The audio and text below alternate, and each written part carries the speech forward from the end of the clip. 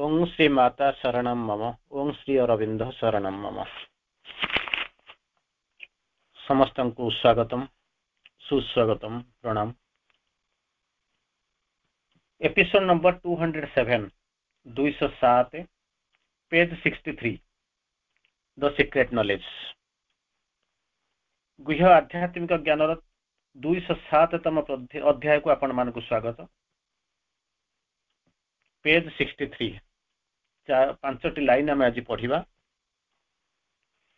आलोच्य आम जो आलोच्य विषय वस्तु हूँ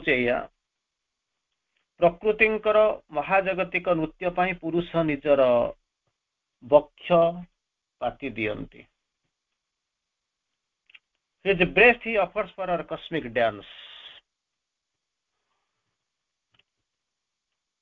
मु आसुची गोटे समय आपण माने देखिथिबे गोटे गोटे फोटो रे आपण देखिथिबे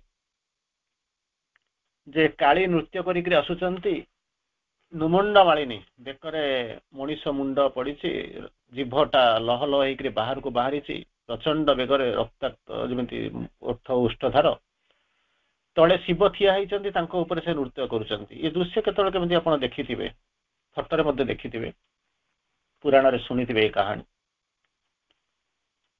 ठीक सेठी जमीती रुद्र रुद्र विभिन्न प्रकार शक्ति देखती कारण सी जो नृत्य ताकू सह्य करने पाई केवल पुरुष ही प्रस्तुत पुरुष ही सक्षम। तेणु से कौन करती ना निजर बक्ष को खोली दियंती एवं से ही हूँ यथेष्ट कारण ऑर्डिनरी जो माटी भूखंड भूमा सी प्रस्तुत है भांगी पड़ो। श्री अरविंद माँ मध्य लिखिंट truth born too soon might break the imperfect earth. ये पृथ्वीटा हूँ अपूर्ण आरी ऊपर जदि ट्रुथ बर्न टू सून सद्य सृष्टि होता सत्य को लेकिन जब आप रखिदेवे तो भांगिक खंड खंड करदेव रखीदेव।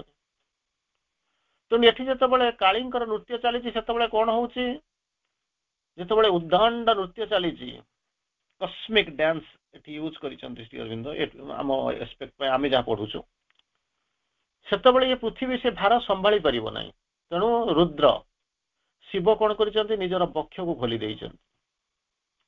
इवन अधिकांश समय कहवा अप्रासंगिक समस्त यहाँ प्रযোज्य नुहे जिते इवन आपण मानकर बाह्य दैनंदिन जीवन में देखिथे आपण माने बक्ष पाति दबा माने नुहति पाखे शोईजा सी नाचिक आप हाड़ गोड़ भांगे किंतु तांकर जागतिक लीला देखुवे से कौन कर जो पृथ्वी एपर्यंत प्रस्तुत होनी से आप निजक कौन करेंगे खोली धरते द्वारा कौन हो काउंटर पार्ट से कौन कर निजर लीला कर चली से भाई जिनस देखुं कि जो निज बक्ष मेली दिखती से दुख न थाए दुख नो डरिक करूना कि बाध्यबाधकतार आम करूना कि जंत्रणा पड़िक आम करूना खुशी बासी कर कथा श्री अरविंद लिखुं। 5टा लाइन मुझे पढ़ुची। Happy inert he lies beneath her feet. Happy खुशी रे इनर्ट निष्क्रिय भाव में he lies beneath her feet पाद तले से कौन कर निजक कौन कर स्वेच्छा शोई पड़ी। His breast he offers for an cosmic dance जो महाजागतिक जो नृत्य अच्छी से कौन कर निजर बुक को पाति देइछन्ति। Of which our life is a quivering theatre. ये जो नृत्य चले से कौन जो विशाल नृत्यर आम जीवन हूँ एक कंपित रंगमंच क्विवरिंग कंपुची थरुची रंगमंच and none could bear but for his strength alone. पुरुषंकर शक्ति बिना आउ कहीं भी समर्थ नुहंती ये पृथ्वी के भार के नृत्यर जो लीला सहिवाई। जदि मन करूँ आप किस समय पूर्व आपको करूँ क्लास जदि थे आपने अंततः गोटे हिंट्स बाजी कही अधिकांश समय आपको बेले बेले कही जदि मन करूँ से दिन गंगा सीधा सड़क पृथ्वी उपर ओह्ल पड़ी था पदपात होता कौन होता जदि सुप्रामेंटाल फोर्सटा आसी था से महादेव न आसी था जदि सुप्रामेंटाल फोर्स डिसेंड करता किंतु जदि बहिवाई धरवाई से शक्ति को ग्रहण करने प्रशांत करने जदि श्री अरविंद जदि मझे आसी न था जदि निजे बक्ष धारण कर न था पृथ्वीर अवस्था कौन होता। बर्तमान जहाँ आपंकर कम लोक आपन जीवन में उद्दीप्त करुच्ची प्रदीप्त करुच्ची उन्मादित करुच्ची से कौन होता ना ध्वंस मुख को टाणी नहीं था। ସେଇ କଥା କହୁଛନ୍ତି none could bear but for his strength within. କେବଳ ପୁରୁଷଙ୍କର ଶକ୍ତି ବିନା ସେଇ ଯୋଉ ଉଦ୍ଦଣ୍ଡ ନୃତ୍ୟ ଉଦ୍ଦାମ ନୃତ୍ୟ ଚାଲିଛି ଜାଗତିକ ନୃତ୍ୟ ଚାଲିଛି ତ କେହି ସମ୍ଭାଳି ପାରିବେ ନା। It none would live because of his delight. ସିଏ ନାଚିବା କଥା ନାଚୁଛନ୍ତି, ଭାବନ୍ତୁ ସିଏ ନାଚିବା କଥା ତାଙ୍କ ନୃତ୍ୟ ଚାଲିଛି, ଇଏ ତାକୁ ଆନନ୍ଦରେ ବକ୍ଷପାତି ସହି ନେଉଛନ୍ତି, ତୋ ଖୁସିରେ ମୋ ଖୁସି। କିନ୍ତୁ ଏଥିରେ କୌଣସି ଦୁଃଖ ନାହିଁ, ବାଧ୍ୟବାଧକତା ନାହିଁ, ଏଠି ବାଧ୍ୟବାଧକତା ନାହିଁ, ଆନନ୍ଦରେ ଇଏ ଲୀଳା ଚାଲିଛି। ଏଥିରେ କେହି କାହାକୁ ଛାଡିକିରି ଯିବା ପାଇଁ ମଧ୍ୟ ପ୍ରସ୍ତୁତ ନୁହେଁ। ଇଏ ହେଉଛି ଜାଗତିକ ମହାଜାଗତିକ ଲୀଳା। ଆଉ ସେଇ ଲୀଳା କରିବା ପାଇଁ ସେଇ ଲୀଳାରେ ସଙ୍ଗୀନ ହେବା ପାଇଁ ତାଙ୍କର ଲୀଳା ସଙ୍ଗୀନ ଆସିଛନ୍ତି, ଆଉ ଲୀଳା କରିବାକୁ ସ୍ୱୟଂ ପୁରୁଷ ଏଠି ଆସିଛନ୍ତି ଓ ଆବିର୍ଭାବ ହେଇଛନ୍ତି। ତେଣୁ ଏ ହେଉଛି ଶାଶ୍ୱତ ଲୀଳା। ଏଇ ଶାଶ୍ୱତ ଲୀଳା ଯିଏକି ଆନନ୍ଦରେ ପରିପୂର୍ଣ୍ଣ, ଏଥିରେ ଆଉ ଅନ୍ୟ କିଛି ନାହିଁ।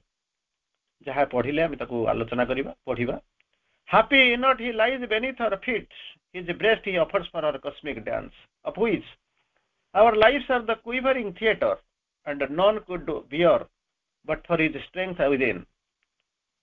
Yet none would live because of his delight. এই হচ্ছে আনন্দ, সেই দিব্য ଆନନ୍ଦ ନିତ୍ୟ ଆନନ୍ଦ ପାଇଁ ତା ଦେହରେ ବନ୍ଧା ହେଇ ରହିଛନ୍ତି।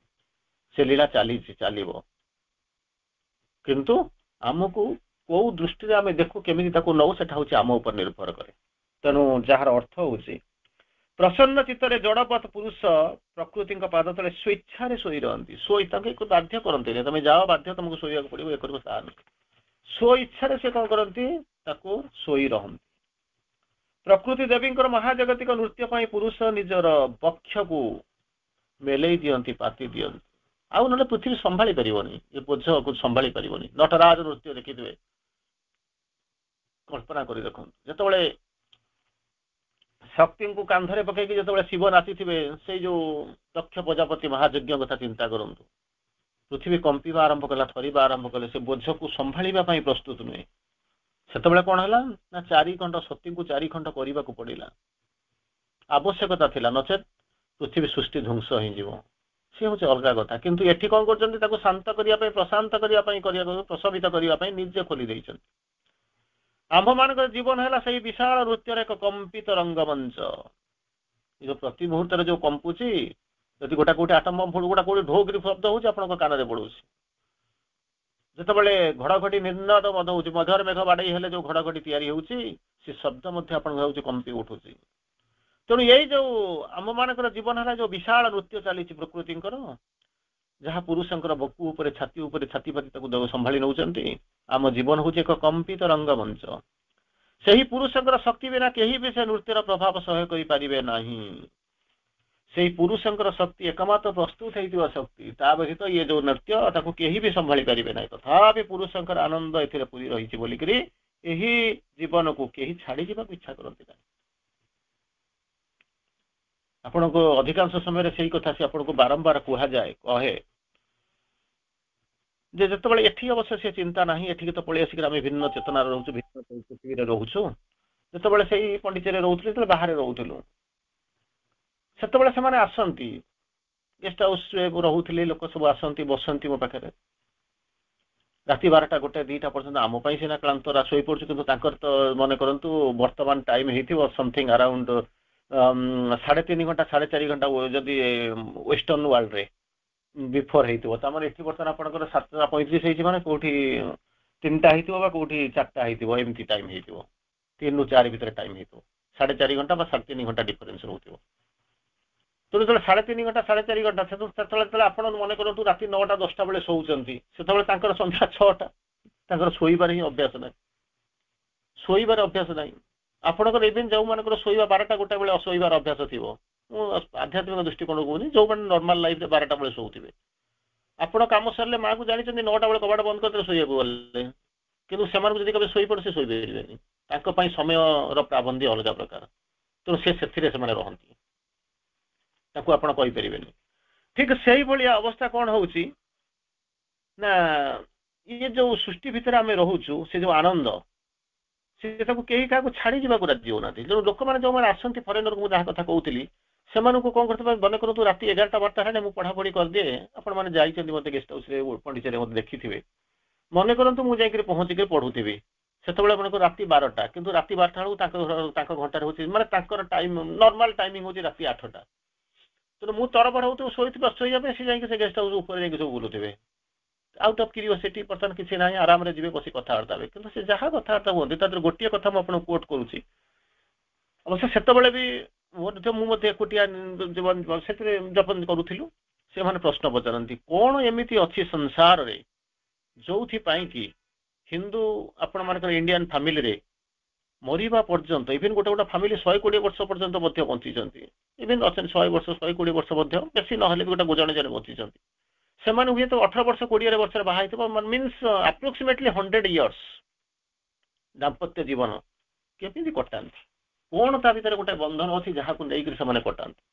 ଆମର ତ ଏଇ ପଶୁଛୁ ବାହାରି ଯାଉଛୁ, ଯୋଉ ପ୍ରଶ୍ନର ଉତ୍ତର ଆପଣ ତାଙ୍କୁ ଦେଇପାରିବେ ନାହିଁ, କାରଣ ଏଟା ନିର୍ଭର କରୁଛି ଆପଣଙ୍କର କଲଚର ଉପରେ, ମେଣ୍ଟାଲିଟି ଉପରେ, ସେଣ୍ଟିମେଣ୍ଟ ଉପରେ, ଆପଣଙ୍କର ସଂସ୍କାର ଉପରେ, ଆପଣଙ୍କର ଧାର୍ମିକ ଭାବନା ଉପରେ, ଆପଣଙ୍କର ରାସ୍ତା ଯୋଉ ରାସ୍ତାକୁ ବାଛିଛନ୍ତି ତା ଉପରେ, ଆପଣଙ୍କର ଯୋଉ ମାନେ ଚେତନା ଉପରେ ନିର୍ଭର କରୁଛି। କିନ୍ତୁ ସେ ହୁଏତ ସେ ଚେତନାକୁ ଯାଇନା। କିନ୍ତୁ ଗୋଟିଏ ଜିନିଷ ହଉଛି ଯୋଉ ପୁରୁଷ ପ୍ରକୃତି ଯାହାକୁ ନେଇକରି କହୁଛନ୍ତି, କେହି କାହାକୁ ଛାଡି ଯିବାକୁ ଇଚ୍ଛା କରନ୍ତି ନାହିଁ। ଏଟା ଆଜିର ନୁହେଁ, ଆଜିର ନୁହେଁ। ଆପଣ ମାନଙ୍କର ଆମ ମାନଙ୍କର ବାପା ମା ଯୋଉ ସଂସ୍କାର ଆମକୁ ଦେଇଥିଲେ, ମନେ କରନ୍ତୁ ଯୋଉ ସଂସ୍କାର ଦେଇଥିଲେ, ସେ ସଂସ୍କାର ଆମେ ଗ୍ରହଣ କରୁଛୁ। ସିଏ ଯାହା ଥିଲା ଆମ ବେଳକୁ ଡିଟୋରିଏଟ କରିଗଲାଣି, ଆହୁରି ଡେପ୍ରିସିଏସନ ଆସୁଛି, ଆହୁରି ଆ ପରେ ପରେ ଆହୁରି ଖରାପ ହେଇଯାଉଛି। କିନ୍ତୁ ପୁରୁଷ ପ୍ରକୃତିର ସେଠି ଯାହା ଦେଖୁଛନ୍ତି ସେଠି ସ୍ୱର୍ଣ୍ଣିମ ଅକ୍ଷର, ସ୍ୱର୍ଣ୍ଣିମ ଅଧ୍ୟାୟ, ସେ କେବେ ବି ପରିବର୍ତ୍ତନ ହଉଛି। ଇଟ୍ is never two change, never two change, କେବେ ବି ବଦଳୁ ନାହିଁ। ଯାହା ଥିଲା ସେଇଭଳିଆ କଣ କରୁଛି ନା ରହି ଚାଲିଛି। ତେଣୁ ଏଇ ଯୋଉ ଆନନ୍ଦ ପୁରୀ ରହିଛି ସେଇଠି କହୁଛନ୍ତି, ତାହାରି ଭିତରେ ଝଗଡା ହଉଛି, ତାହାରି ଭିତରେ ମାନେ କହୁଛନ୍ତି ସଂସାର ଭିତରେ ଘର କରିଥିଲେ ପଥର ପଡିଲେ ସହି, ତାରି ଭିତରେ ସବୁ ଯାକ ହଉଛି, କିନ୍ତୁ କେହି କାହାକୁ କେବେ ଛାଡିକରି ଯିବାକୁ ରାଜି ହଉନାହାନ୍ତି। କିନ୍ତୁ ପରବର୍ତ୍ତୀତ ଅବସ୍ଥାରେ ଆମେ ହୁଏତ ଆମ ଜୀବନର ଡିଟୋରିଏସନକୁ ଦେଖୁଛୁ, ଯୋଉଥିପାଇଁ କି କଣ ହଉଛି ନା ବର୍ତ୍ତମାନ ଆପଣ ମାନେ ଘର ସଂସାର କରିଛନ୍ତି, ପିଲା ଛୁଆଙ୍କୁ ବାହା କରିଛନ୍ତି, ଦେଖୁଛନ୍ତି। ଏକ ତ ମାନେ ଇଏ ନାହିଁ, ଆଜି ଗୋଟେ ଇଏ ବାହାରିଥିଲା, ଗୋଟେ ନ୍ୟୁଜ ବାହାରିଥିଲା, ଆପଣ ମାନେ ଯଦି ପଢିଥିବେ ତାକୁ ଦେଖିଥିବେ, ଇଭିନ୍ କଟକରେ 1000 ପୁଅକୁ 752 ଝିଅ, ଯାହାକୁ ଯାଇକରି ପହଞ୍ଚିଲା ବେଳକୁ ଗୋଟେ କୋଉଠି ଝିଅ ଅଛି ଆମକୁ ଯୋଗାଡ଼ କରିଦିଅ, ଆଗକୁ ଯୋଉ ସୁନା ଦେବୁ, ଇଏ ଦେବୁ, ସିଏ ଦେବୁ, କନ୍ୟା ସୁନା, କଣ କନ୍ୟା ସୁନା ଯୌତୁକ, ସେଗୁଡ଼ା ଅଲଗା ଜିନିଷ। ବର୍ତ୍ତମାନ ଆଉ ଝିଅ ହିଁ ନାହିଁ। 752 ଝିଅକୁ 752 ପୁଅ ରଫଲି ଯଦି ମନେ କରନ୍ତୁ ଭାବେ, ତାପରେ ହ୍ୱାଟ ଆବାଉଟ୍ 248 ପୁଅ, ସେମାନେ କଣ କରିବେ? ଲୋକ ବର୍ତ୍ତମାନ ଘର ଘର ବୁଲିକି ଯାଇକରି ଖୋଜୁଛନ୍ତି କୋଉଠି ଝିଅ ମିଳିବ, ଯେମିତି ଘର ଭଡ଼ା ଖୋଜନ୍ତି ସବୁ ସକାଳୁ ସକାଳୁ, ଇଏ ସେମିତି ଖୋଜିବା ଆରମ୍ଭ କରୁଛନ୍ତି। କୋଉଠି କିଛି ନାହିଁ, ଯୌତୁକ ଦେଇକି ଆଣିବ, ମାନେ ରିଭର୍ସ ଯୌତୁକ ଦେଇକି ଆଣିବ, ସୋ ଆଣ୍ଡ ସୋ, ଯାହା ବି ହଉ, ସେ କଥା ମୁଁ କହିବାକୁ ଚାହୁଁନି। କହିବାକୁ ଯାଉଛନ୍ତି କଣ ନା ତା ଭିତରେ କି ଆନନ୍ଦ ଅଛି? ଯୋଉ ପ୍ରଶ୍ନ ପଚାରୁଛନ୍ତି ଫରେନର ମାନେ ପଚାରୁଛନ୍ତି, ୟା ଭିତରେ କଣ ପ୍ରକୃତରେ ଆନନ୍ଦ ଲୁଚି ରହିଛି, ଯୋଉ ଆନନ୍ଦକୁ ଆପଣ ମାନେ କଣ କହୁଛନ୍ତି ଦିବ୍ୟ ଆନନ୍ଦ କହିକି ଆସି ପହଞ୍ଚନ୍ତି, ଯୋଉଟା ଆମେ କିଛି ପାଉନାହୁଁ। ଆପଣ ଯାଉଛନ୍ତି, ଯାଇକରି ପହଞ୍ଚୁଛନ୍ତି, କଣ ଦେଖୁଛନ୍ତି? ମାନେ ମନ୍ଦିରକୁ ଯାଉଛନ୍ତି, ମୁଣ୍ଡିଆଟି ମାରୁଛନ୍ତି, ପଳେଇ ଆସୁଛନ୍ତି 5 ମିନିଟ୍ ଭିତରେ, କଣ ନା ଗାଡି ହବ ଚାଲ।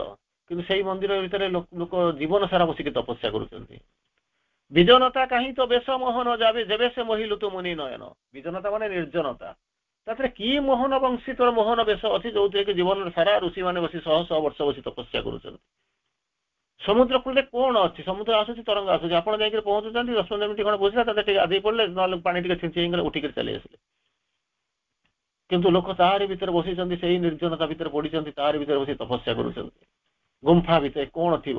ଆପଣ କହୁଛନ୍ତି କଣ, ଯାହାକୁ ଆପଣ କହିବେ ଭେଣ୍ଟିଲେସନ ହଉନାହିଁ, ଖରା ପଡୁନାହିଁ, ଚର୍ମ ରୋଗ ବାହାରିବ, ଥଣ୍ଡା ହଉଥିବ, କିଛି ମାନେ ମାନେ କଣ ମେଡିସିନାଲ ଟର୍ମ ଆପଣ ୟୁଜ କରୁଥିବେ, କିନ୍ତୁ ତାହାରି ଭିତରେ 100 ବର୍ଷ ଆସି ରହିଛନ୍ତି। ନା ତାଙ୍କ ପାଖରେ ଡାକ୍ତର ଥାଏ, ନା ଖାଇବାକୁ ଥାଏ, ନା ରହିବା ପାଇଁ ସେମାନଙ୍କର ବେଡ୍ ଥିବ, କଲ୍ୟାଣ ଗଦି ଉପରେ ସେମାନେ ଶୋଉଥିବେ, ନା ସୁନ୍ଦର ଭାବରେ କଣ କରୁଥିବେ, ସଫାସୁତର ମାନେ ଡ୍ରାଇ ମାନେ ୱାଶ ହେଇକରି ଯାଇଥିବ, ଡ୍ରାଇ ମାନେ ଆୟରନିଂ ହେଇକି ଯାଇଥିବ, ସବୁ ଡ୍ରେସ୍ ପିନ୍ଧୁଥିବେ, ନା ସବୁ କମଳ ଘୋଡେଇକି ଶୋଉଥିବେ, କଣ ଥିବ?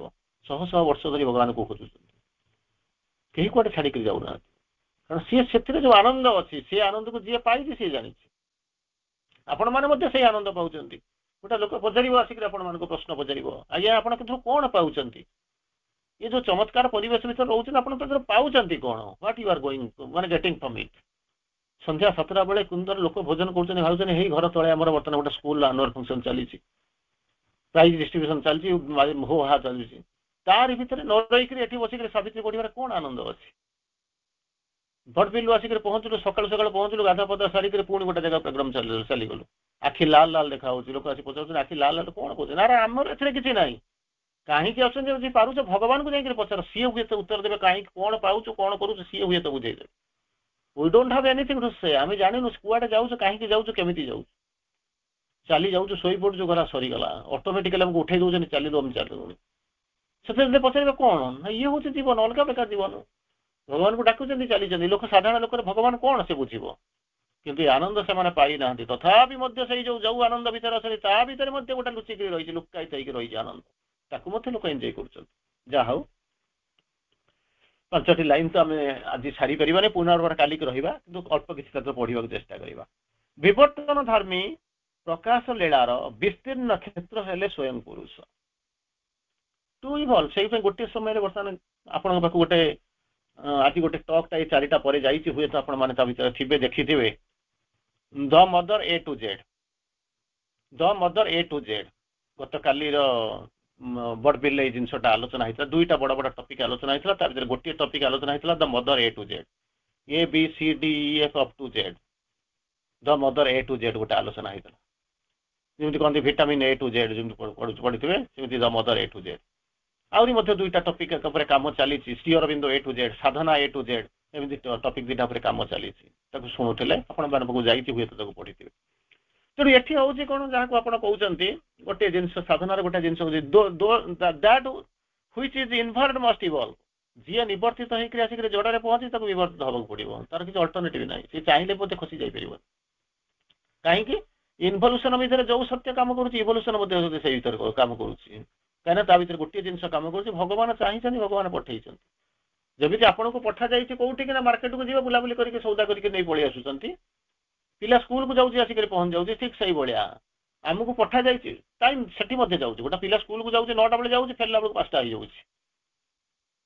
हो जाऊँगी तेणु 9टारू 5टा जमी आम गोटे दिन कहानी सेमती जी आमको पठे पुणी सी स्केल सी स्केल टाइम स्पेस सी फिक्स अप कर तो किसी करें तेणु ये कौन करा ना जो जी इनभल्व कर इनभल्यूशन गोटे और इवोल्यूशन गोटे जी इनभल्यूशन जी involve must इवल्व is bound to involve तो तार विवर्तन हम समय कहीपर आप कौन जानते केते दिन एमती आसिक स्तर में पहुँचु दिव्य प्रेमरा मानव प्रेम कौटी आसिक पहुँची जाइए पूर्णतम सत्य ये आसिक असत्य केवे आसिक केमी पहुँचला अति चेतना केमी आसी निश्चेतना हो गला परम आनंद ये केमी निरानंद परिणत होती आलोकटा ये आसी केते दिन अंधात होती आम तो गणित ना तो फटो उठे देखी ना डेट कैलेंडर में लिखिकी रखीलु तेणु एठू जो आम ऊपर को जाऊँ ता भी जानू कि प्रति मुहूर्त चली केते जुग लगे केते जन्म लगे आमको जना ना सबुजाक सरीज जिते रावण ठार गोईठा माड़ खाई आसिक विभीषण जो पड़ी रही थे चिंता कर देखो प्रथम जो गोईठा माड़ खाई आसी से कष्ट लगी लुचि थी मुह देखे पार न घर बाहरी पार न कौन करुवे राम राम बसिक घर भर होते से जन्म होता कि लीला सरीज युद्ध सरीज गोटे समय आसिक पहुँचे ठिया होकर भावुवे से कौन भावुवे से गोईठा कथा मन थी कि से गोईठा भितर दिव्य तत्व को खोजुले से राति आम के कष्ट हुए कुआड़े जाऊ कुआड़े ना कौटी बस ना कौटी ट्रेन इवेन गोटे गोटे दिन गत काली 2टा बेले खाई आज आसिक खाइली 2टा बेले खाइबा भर्ती होती 1000 लोक खाली से खाइबा बलुचे किंतु आम भाग्य बजार कौन सिंदूर ना अभागिनी कपाल ना 9टा 5 स्टेज बोलूँ 9टा 20 बस खाइबू ना आम कम करूँ जदि रहीजु से रही इच्छा कर गोटे रहीगला मैंने भगवान कम आज गोटे कम आम बंद करदे तेणु से खाइबा कथा बुझुन किंतु भगवान को डाकी दौ भगवान टेक केयर ऑफ अस चलो नाई नाई रुह भल खाया मिलूँ गोटे जगह आसिक पहुँची खाया पीवा देवे दिनटा धरी बुलेबे रुह गोटे मजा करें 24 घंटा बीतीज जदि रही जाता आज आसी था ना दिन में जाइए बोर होकर गोटाए दिन आसी खंड बाड़े पिटी आसक पड़ी था तेणु भगवान स्थिर कर भगवान स्थिर कर आम कौन भितर बाधक होकर ठिया ही पारे जदि ठिया हे माड़ खाଇବା कथा भांगी गोड़ हाथ तेणु कौन कहले ना विवर्तन धर्मी धर्म हूँ विवर्तन इवोल्यूशनरी प्रकाश लीलार विस्तीर्ण क्षेत्र है स्वयं पुरुष से आसी आर भीतर रही आलोक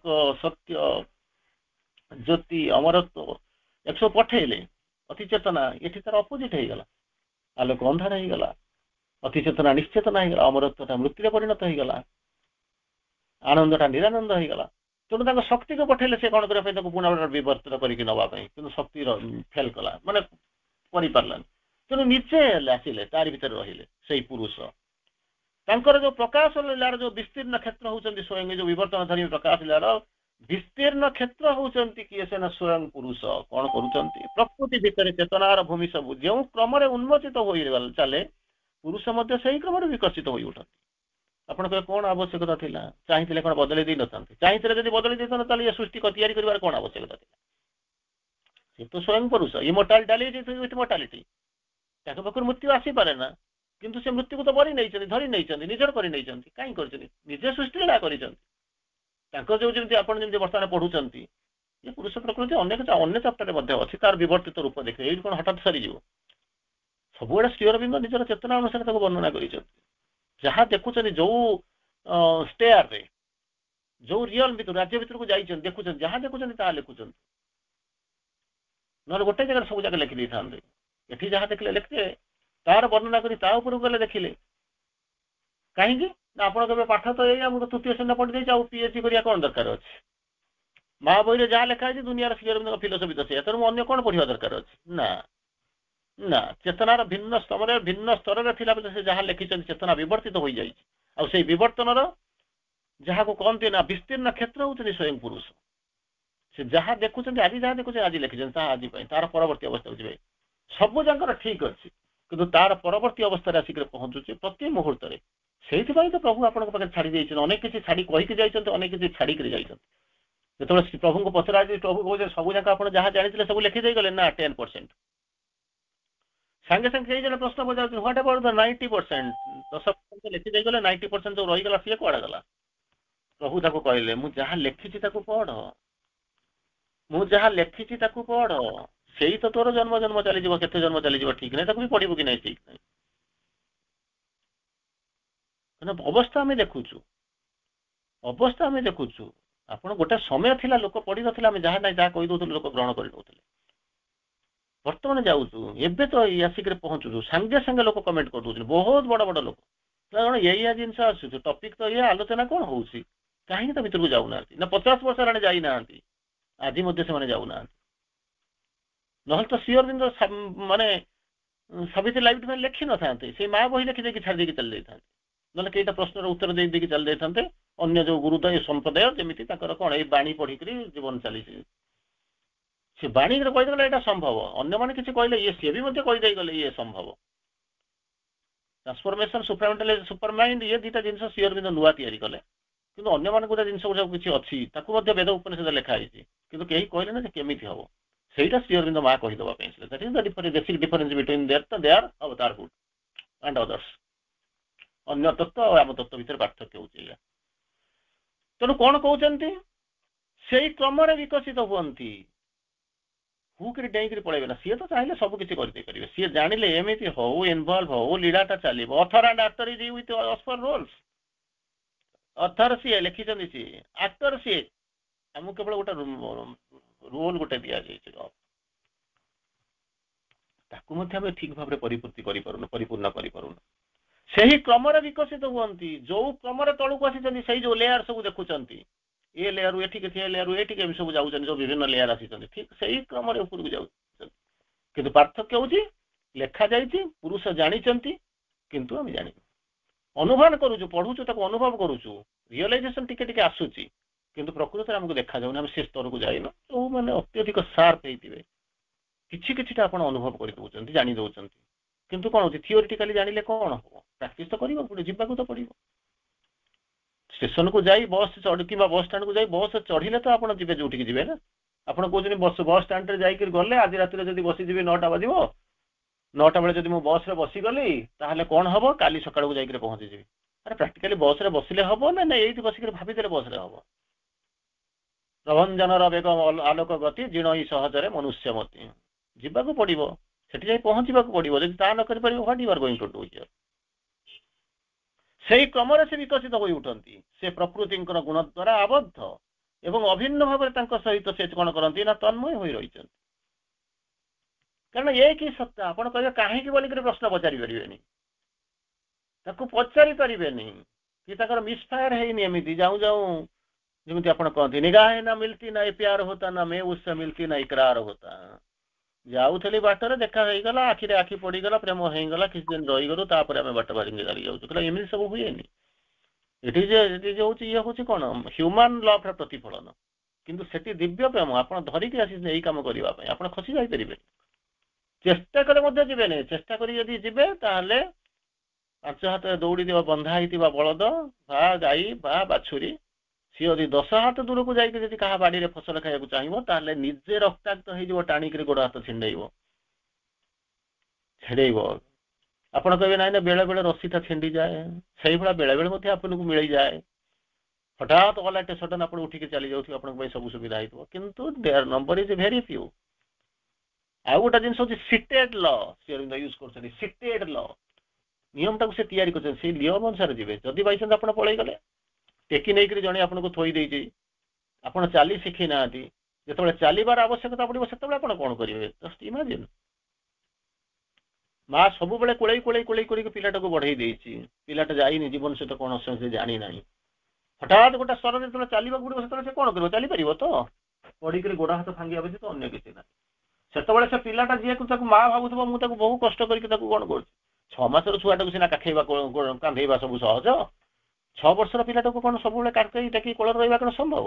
ସେଇ ଯାହାକୁ ଆପଣ କୋଳରେ ବସେଇଥିବେ କାନ୍ଦେଇଥିବେ ସେଇ ଆପଣଙ୍କୁ କହିବ ମୋ ଜୀବନଟାକୁ ତୁ ନଷ୍ଟ କରିଦେବ। କାହାଣୀ ଯେତେବେଳେ ଆପଣ ଶୁଣନ୍ତି, ଗୋଟେ ପିଲାଟା ଚୋରି କରୁଥିଲା, ଚାଲିଥିଲା, ଗୋଟେ ସମୟରେ ଗୋଟେ ବଡ ଚୋରି କରିଦେଲା, ଜେଲକୁ ଚାଲିଗଲା, ଜେଲରୁ ଚାଲିକି ଆସିକି ପହଞ୍ଚିଲା ବେଳକୁ ରିଲିଜ ହେଲା, ଗୋଟେ ଦିନ ଆସିକି ପହଞ୍ଚିଲା। ମା ତା ପାଇଁ ଦୁଃଖ କରିବାକୁ ଗଲା, ଦେଖା କରିବାକୁ ଗଲା, ସେ ଜେଲରୁ ବାହାରିଲା, ମା ଗାଲରେ ଗୋଟେ ଚଟକଣା ପକେଇଲା, କହିଲା ମା ଲୋ ନା କଣ ତୋରି ଯୋଗୁଁ ମୁଁ ଆଜି ମୋ ଜୀବନଟା ନଷ୍ଟ ହେଲା। ପ୍ରଥମ ଦିନ ଚୋରି କରି ଯଦି ମୋତେ ଚଟକଣଟା ପକେଇଥାନ୍ତୁ ତାହେଲେ ମୁଁ ଦ୍ୱିତୀୟ ଥର ଚୋରି କରିବାକୁ ଆବଶ୍ୟକତା ପଡିନଥାନ୍ତା, ମୋ ପାଇଁ ଜେଲ ହେଇନଥାନ୍ତା। ମୁଁ ଅଲଗା ରାସ୍ତା ଅଛି, ଖାଲି ଚୋରି କରିବାଟା ଗୋଟେ ରାସ୍ତା ନୁହେଁ, ତାର ଭଲ ରାସ୍ତାଟା ବି ଅଛି, ଭଲ ରାସ୍ତାଟା ଅଛି, ମୁଁ ସେପଟକୁ ଯାଇଥାନ୍ତି, ମତେ ସେପଟଟା ବାଟ ନ ଦେଖେଇକି ତୁ କଣ ନା ଚୋରିର ବାଟ ଦେଖେଇଥିଲୁ। ତେଣୁ ଆଜି କଣ ହଉଛି, ତୋରି ପାଇଁ ମୁଁ ଆଜି କଣ କରୁଛି, ଭଲ ସତ୍ତାଟା ଆଜି ଚୋର ହେଇଗଲା। ତେଣୁ ତୁ ଯଦି ମତେ ଭଲ ବାଟ ଯଦି ସଂସ୍କାର ଦେଇଥାନ୍ତୁ ତାହେଲେ ଏଇଭଳିଆ ଅବସ୍ଥା ହେଇନଥାନ୍ତା। ତେଣୁ ସେ କଣ କହୁଛନ୍ତି, ତନ୍ମୟ ହେଇକି ରହିଛନ୍ତି, ପ୍ରକୃତିଙ୍କ ଗୁଣ ଦ୍ୱାରା ଆବଦ୍ଧ ହୋଇ ରହିଛନ୍ତି, ଇଏ ହଉଛି ତାଙ୍କର ଲୀଳା। ଅଭିନ୍ନ ଭାବରେ ରହିଛନ୍ତି, ତନ୍ମୟ ହୋଇ ଉଠନ୍ତି। ପୁରୁଷ ତାଙ୍କର କର୍ମ ଏବଂ ବିବର୍ତ୍ତନ ସହିତ ଏପରି ଏକ ତଦାତ୍ମ ସ୍ଥିତିରେ ରହିଥାନ୍ତି ଯେ ତାଙ୍କୁ ନିଜକୁ ଭୁଲି ଯାଆନ୍ତି। ଆମେ ତ ନିଜକୁ ଛାଡି ପାରୁନୁ। ସବୁ ଯାକ ଦେଇଥିବେ, ପଇସା ଦେଇଥିବେ, ସବୁ କରିଥିବେ, କେତେ ପଇସା ଦେଇଥିବେ, ଗୋଟେ ସମୟ ଥିଲା ଆପଣ ଆଣି ସବୁ ଫୋପାଡ଼ି ଦେଇଥିବେ, ନିଜକୁ ଦେଇଦେଇଥିବେ, ଯୋଉଟା ଯାହାକୁ ଯେମିତି ପଢୁଛନ୍ତି। କିନ୍ତୁ ଆଜିକାଲିର କଣ ସମ୍ପର୍କ ଅଛି? ତୁ ରୋଜଗାର କର, ମୁଁ ରୋଜଗାର କରିବି, ତୋ ଆକାଉଣ୍ଟ ଅଲଗା, ମୋ ଆକାଉଣ୍ଟ ଅଲଗା, ଗୋଟେ ଜଏଣ୍ଟ ଆକାଉଣ୍ଟ କରିଦବା। ସେ ଜଏଣ୍ଟ ଆକାଉଣ୍ଟ କରିଦେଇକି ସେ ଆକାଉଣ୍ଟ ଆଉ ଡେବିଟ୍ କାର୍ଡକୁ ତଳେ ପକେଇଦବା, ଘର ଖର୍ଚ୍ଚ ପାଇଁ, କମନ ଖର୍ଚ୍ଚ ପାଇଁ। ତୁ 10,000 ପକେଇଦିଅ, ମୁଁ 10,000 ପକେଇ ଦଉଛି। ତୁ ଉଠେଇବୁ, ତୋର ଯଦି ମାନେ ଗ୍ରୋସରୀ କିଣିବାର ଅଛି ସେଥିରୁ 2,000 ଉଠେଇ ନେଇଯିବୁ, ମୁଁ ଯଦି ଏପଟେ ଯଦି ମନେ କରନ୍ତୁ କିଣିବାକୁ ଯଦି ମାଛ ମାଂସ ନେଇଯିବି, ମୁଁ ସେଥିରୁ 2,000 ଟଙ୍କା ଖର୍ଚ୍ଚ କରି ଚାଲିବି। It is a sort of, ମୁଁ ଜାଣିନି କେମିତି କଣ, ଯାହାକୁ ତାକୁ ନେଗେଟିଭରେ ଧରି ନେବା କଥା ନୁହେଁ। এইଭଳି ଅବସ୍ଥା ଭିତରେ ଆମେ ରହୁଛୁ। ତେଣୁ ଗିଭ୍ ଆଣ୍ଡ ଟେକ୍ ରିଲେସନ ଭିତରେ ରହୁଛୁ, ବାର୍ଗେନିଂ ମୋଡରେ ରହୁଛୁ। କିନ୍ତୁ ପୁରୁଷ ପ୍ରକୃତିଙ୍କ ଲୀଳା ଏମିତି ନୁହେଁ। ହୁଏତ ତାକୁ ବି ଯଦି କହିବେ ତାହା ମଧ୍ୟ ଭଗବାନଙ୍କର ଇଚ୍ଛା, କାହା ପାଇଁ କୋଉ ନାଟକଟା ଲେଖା ହେଇଛି ତାକୁ ମଧ୍ୟ କହିପାରିବେ ନାହିଁ। କୌଣସି ଜିନିଷ nothing is good or bad, thinking makes it so. ଏମିତି ଭଲ ଆଉ ଖରାପ ଇଏ ଜିନିଷ ବୋଲି ଦ୍ୱିତୀୟରେ କିଛି ଜିନିଷ ନାହିଁ। ଆମ ଚିନ୍ତାଧାରା କୋଉ ଚେତନା ଭିତରେ ରହୁଛୁ ସେଇଟା ଆମକୁ ବଦଳଉଛି। Thinking makes it show. କେମିତି ବଦଳିବେ? ଯଦି ଚେତନା ଯଦି ଆପଣଙ୍କର, ସେଥିପାଇଁ କହିଲେ ଯଦି ଗୋଟେ ଲୋକ ଆଧ୍ୟାତ୍ମ ଜୀବନ ଭିତରେ ବାସ କରୁଛି, ଚୈତିକ ଜୀବନ ଭିତରେ ବାସ କରୁଛି, ଆଇସୋଲେଟେଡ ହେଇକି ବସୁଛି, ନିଜକୁ ଅଲଗା ହେଇକି ରହିଛି, ସାଧନା ତ କରୁଛି, କିନ୍ତୁ କଣ ହଉଛି ନା ନିଜକୁ ଆଇସୋଲେଟେଡ କରିଦେଇଛି, ସାଧାରଣ ଜୀବନ ଠାରୁ ସେ ଦୂରେଇକୁ ଚାଲି ଯାଇଛି, ସେ ବାହାରି ଆସିପାରୁନାହିଁ, ତା ଲୀଳା ଭିତରେ ସିଏ ତାର ରହିଯାଇଛି। କିନ୍ତୁ ଆଧ୍ୟାତ୍ମ ଆମେ ଯୋଉ ଜୀବନ, ଯୋଉ ପୂର୍ଣ୍ଣଯୋଗ ଜୀବନ କଥା କହୁଛୁ ତାହା ନୁହେଁ। ପୂର୍ଣ୍ଣଯୋଗରେ କାମ ହଉଛି ଜୀବନ ଭିତରେ ଭଗବାନଙ୍କୁ ମାନିଫେଷ୍ଟ କରିବା। ତେଣୁ ଆମ ପାଇଁ ଆମେ ଯୋଉ ଆଧ୍ୟାତ୍ମ ଜୀବନ ପଢୁଛୁ, ସାଧାରଣ ଜୀବନ ପଢୁଛୁ, ତା ଭିତରେ ବେଶୀ କିଛି ଡିଫରେନ୍ସ ନାହିଁ। ଡିଫରେନ୍ସ ହଉଛି କଣ, with respect to the divine. କରେ ନା, the difference between evil and good is the presence and working of the divine grace. ଭଲ ଆଉ ଖରାପ ଏ ଦିଟା ଯାକ ତତ୍ତ୍ୱ ଭିତରେ ଗୋଟିଏ ଜିନିଷ ହଉଛି ପାର୍ଥକ୍ୟ। ସେ ପାର୍ଥକ୍ୟଟା ହଉଛି କଣ ନା ଡିଭାଇନ୍ ଗ୍ରେସ୍। କେମିତି କାମ କରୁଛି, ତା ପ୍ରେଜେନ୍ସ କେମିତି ଅଛି। ତେଣୁ ଆଧ୍ୟାତ୍ମିକ ଜୀବନ ଆଉ ସାଧାରଣ ଜୀବନ ଏମିତି କିଛି ଜୀବନ ନାହିଁ। ଆପଣମାନେ ମଧ୍ୟ ଘର ଖାଇବା ପିଇବା କରୁଛନ୍ତି, ଚାକିରି କରୁଛନ୍ତି, ରୋଷେଇ କରୁଛନ୍ତି, ପିଲା ଛୁଆଙ୍କ ସହିତ ରହିଛନ୍ତି। ସାଧାରଣ ଜୀବନ ଯିଏ ଅଛି ସିଏ ବି ମଧ୍ୟ ସେୟା କରୁଛି, ସାଧୁମାନେ କରୁଛନ୍ତି, ୱିଥ୍ ରେସ୍ପେକ୍ଟ ଟୁ ହଉଛି କ'ଣ ନା relation, with relation to divine. ସେମାନେ ସାଧାରଣ ଜୀବନରେ ଖାଇ ପିଇ ରହୁଛନ୍ତି, ମୌଜ ମସ୍ତି କରୁଛନ୍ତି, ଆପଣ ବି ସେୟା କରୁଛନ୍ତି। କିନ୍ତୁ ପାର୍ଥକ୍ୟ ହେଉଛି କ'ଣ ନା ପାର୍ଥକ୍ୟ ହେଉଛି ଭଗବାନ। ଆପଣ ଭଗବାନଙ୍କୁ ହୁଏତ ହୋପଫୁଲି ସବୁ ଯାକ ଭିତରେ ଭଗବାନଙ୍କୁ ନେଇକି ଚାଲିଛନ୍ତି, ସେମାନେ କ'ଣ କରୁଛନ୍ତି ଭଗବାନ କ'ଣ ଜାଣନ୍ତିନି, ଚାଲ ଖାଅ ପିଅ ମୌଜ ମଜଲିସ୍ କର, ତା ଭିତରେ ଚାଲ, ଦ୍ୟାଟ୍ ଇଜ୍ ହ୍ୱାଟ୍ ଇଜ୍ ହ୍ୟାପନିଂ, ନହେଲେ ଅନ୍ୟ କିଛି ପାର୍ଥକ୍ୟ ପାଇବେନି। ତେଣୁ ସିଏ ତଦାତ୍ମ କର୍ମ ଏବଂ ବିବର୍ତ୍ତନ ସହିତ ତଦାତ୍ମ ଏମିତି ସ୍ଥିତିରେ ହୋଇଯାଆନ୍ତି ଯେ ସେ ନିଜକୁ ଭୁଲି ଯାଆନ୍ତି। ନିଜକୁ ଭୁଲି ଯିବାର ପଛରେ କାରଣ କ'ଣ? ନିଜକୁ ଭୁଲି ଯାଆନ୍ତି, ସେ ଭଗବାନ ନିଜକୁ ଭୁଲିଯିବେ ଏସବୁ ଜିନିଷ ତ ନାହିଁ, ଇଏ କେବଳ ଲୀଳାରେ ଲେଖା ହେଇଛି ବୋଲିକି ଆମେ ତାକୁ ପଢୁଛୁ। ଭଗବାନ ନିଜକୁ ଭୁଲିଯିବେ, ତଲ୍ଲୀନ ତନ୍ମୟ, ସେ ତ ସବୁ ଜିନିଷ ତାଙ୍କ ବେକରୁ ବାହାରୁଛି। କିନ୍ତୁ ତାକୁ କରିବାର କଥା ଯେ ପୁରୁଷ ପ୍ରକୃତିଙ୍କ କଥା ଚିନ୍ତା କରୁଛି, ପ୍ରକୃତିଙ୍କ ହାତରେ ସବୁ ଦେଇକରି ସେ ନିଜକୁ ଭୁଲି ଯାଇଛନ୍ତି, ସିଏ ଭିନ୍ନ ଚେତନା ଭିତରେ ଜିନିଷ। ଏବଂ ନିଷ୍କ୍ରିୟ ସ୍ଥିତିରେ ସେ କ'ଣ କରୁଛନ୍ତି, ନିଜର ବକ୍ଷକୁ ତାଙ୍କର କ'ଣ କରୁଛନ୍ତି, ବିଶ୍ୱ ନୃତ୍ୟ ସହିତ ସ୍ୱଇଚ୍ଛାରେ ଅର୍ପଣ କରିଦେଇଛନ୍ତି। ଯଦି ଆପଣ କହିବେ ମୁଁ ଏଡେ ବଡ ଲୋକ, ମୁଁ ସିଏ ଆସିବ ମୋ ଛାତି ଉପରେ ନାଚିବ, ଏମିତି କଥା ସରିଲା, ବାସ୍।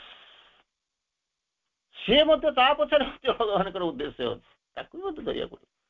ଯେମିତି ଏପଟରେ ଆନନ୍ଦର ସହିତ ଯେତେବେଳେ ବୁକୁଟାକୁ ଖୋଲି ଦଉଛନ୍ତି, ଯେମିତି ଯିଏ ଯେମିତି ସିଏ ବି ଭଗବାନଙ୍କର ଲୀଳା। ବୁକୁ ମାଗୁଥିଲେ ମଧ୍ୟ ଫେରେଇ ଦେବା ତ ସିଏ ମଧ୍ୟ ଭଗବାନଙ୍କର ଲୀଳା। ତେଣୁ ଆପଣ କହିପାରିବେନି ଯେ ଏଇଟା ଭୁଲ, ଏଇଟା ମୋ ତତ୍ତ୍ୱରେ, ଏଇଟା ମୋର, ଏଇଟା ଠିକ, ସେଟା ଭୁଲ, ଏମିତି ଜିନିଷ ଆମେ କେବେ କହିପାରିବା ନାହିଁ। ଇଏ ହଉଛି କ'ଣ ଆମର ମାନବୀୟ ମାନେ ସଂଯୋଜନା। ଏଥିରେ ହଉଛି ଆମର ମାନବୀୟ ଜିନିଷ। ଆମେ ମଣିଷର ମନ ନେଇକରି ଆମେ ଯେତେବେଳେ ଚାଲୁଛୁ, ମନରେ ଯେତେବେଳେ ଆମେ ସେ ଜିନିଷକୁ ଚିନ୍ତା କରୁଛୁ ବା ବିଶ୍ଳେଷଣ କରୁଛୁ, ତେଣୁ ଆମକୁ ଏମିତି ଲାଗୁଛି। କିନ୍ତୁ ବାସ୍ତବ ଲୀଳା ହଉଛି ସମ୍ପୂର୍ଣ୍ଣ ଅଲଗା। ସେ ହଉଛି ଭଗବତ ଲୀଳା, ତାର ସଂସ୍ଥା ହଉଛି ସେ ଜିନିଷ ହଉଛି ସମ୍ପୂର୍ଣ୍ଣ ଭାବରେ ଅଲଗା। ଚାପ୍ଟର ଏଇ ଯୋଉ 5ଟି ଲାଇନ୍ ଆମେ ପଢୁଥିଲେ, ତାର ମାତ୍ର କିୟତ ଅଂଶ ଆମେ ଆଲୋଚନା କରିଛନ୍ତି।